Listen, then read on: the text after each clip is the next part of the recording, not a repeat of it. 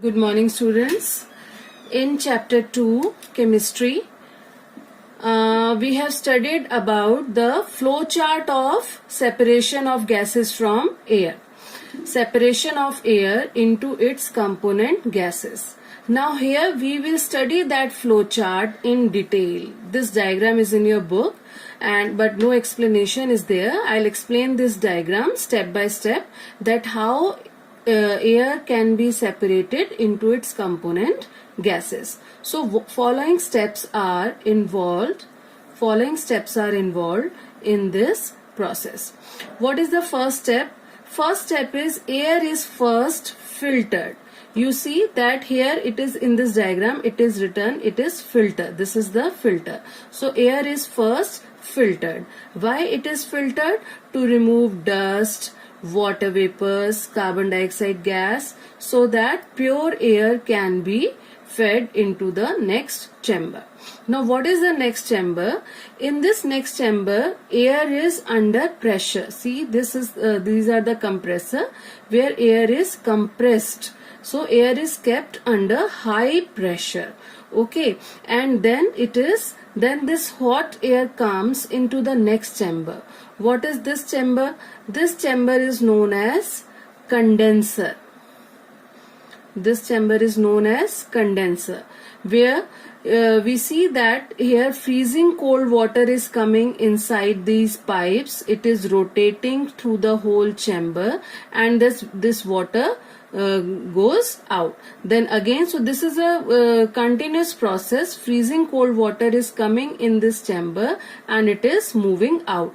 Then what will happen? The hot air which is present in this chamber will become cool. Okay, in the first chamber what we have done? We have compressed, or we can say we have applied high pressure to the air. Then but there is no change in temperature. This hot air come into the second chamber where air is condensed. So freezing cold water is coming in, rotating, and it is going out. In this way what will happen? This hot air will become cool. Okay, now this cool and compressed air will come into the next chamber, but what will happen?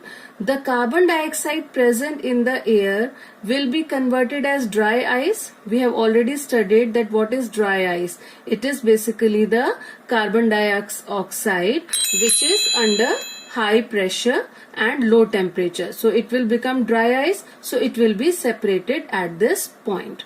And cold compressed air come into the next chamber which is known as separator. Now this air has become liquid air. What are the two conditions for the air to become liquid? Okay, we know that when air is kept under high pressure and its temperature becomes very low, then this air becomes liquid air. Okay, now this liquid air will fed into the fractional distillation column. Okay, and at this fractional distillation column, these gases will be separated out depending on their boiling point, and at the last liquid oxygen will be left. Okay, now this I have explained in diagram. I am explaining you again all the steps. What was the first step? First step was that air is filtered to remove dust, water vapors, and then carbon dioxide. Second step was in next chamber air is compressed to high pressure and then cooled, and in the meanwhile carbon dioxide will be removed in the form of dry ice. The cooled air is then allowed to expand into a chamber through a jet. The process of compression, cooling, and rapid expansion of air is repeated again and again. These three-step process, that is compression, cooling, and expansion of air, is repeated again and again, which makes the air more and more cool, and ultimately air gets converted into liquid air. The next step was liquid air is fed into fractional distillation column. This is the fractional distillation column, and it is fed from near the bottom and warmed up slowly. Now this fractional distillation column is warmed up slowly. Then the gases will be separated out in 3 steps. What is the first? Which gas will separate out first? This we have already studied in the flow chart. That first gas will be separated out is liquid nitrogen. Because its boiling point is lowest, that is minus 196 degree Celsius. So it boils off first to form nitrogen gas, and this is collected at the top. This gas will be collected at the top of the fractional distillation column. Okay, then after this, the next step is, next gas separated will be liquid argon. Liquid argon, why? Because it has slightly higher boiling point of minus 186 degrees Celsius. So it boils off next and collected as argon gas in the middle part of the fractional distillation column.